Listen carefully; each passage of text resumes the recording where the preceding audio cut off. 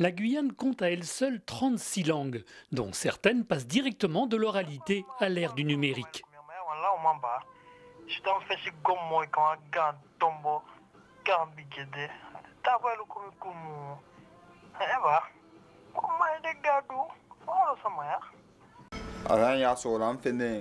C'est à Saint-Laurent d'où je viens que je l'ai trouvé.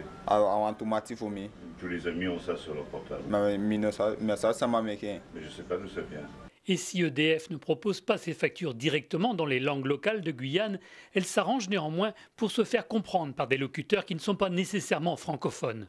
Bouchikonde Tongo, c'est un terme qui regroupe 6 langues.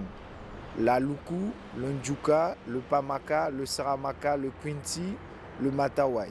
Ce sont des langues qui viennent essentiellement de l'Afrique, mais qui par la suite se sont forgées sur des bases lexicales européennes, anglaises essentiellement, françaises bien sûr, comme tous les créoles de la Caraïbe, mais aussi portugaises avec des mots hébreux, avec beaucoup de mots africains et une syntaxe essentiellement africaine. Après avoir arrivé au Suriname, ces esclaves noirs se sont rébellés contre le système esclavagiste et ils se sont libérés de ce système et ils ont formé des groupes.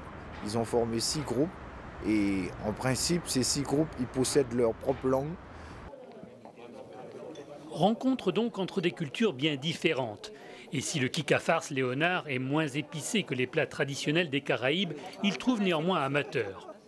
Les Guyanais ne ramèneront pas du Léon que le souvenir du kikafars. Il s'intéresse également à un ouvrage créé par l'association Tiarvro de l'Esnevin qui vise à initier aux Bretons ceux qui sont amenés à s'occuper des anciens. Réalabur var zur egos, var droit egos, pe erger, varin, pe nahe réalabur en hospitaliou, pe tiezar egos. Da essa au labor, deho, dago dar impreju gwellor, gant ar egos. Et lorsqu'une personne âgée, souvent, perd un peu la mémoire, s'égare, lui renvoyer certaines attitudes, certains comportements dans sa langue, c'est véritablement la rendre responsable, autonome, autant que faire se peut le plus longtemps possible.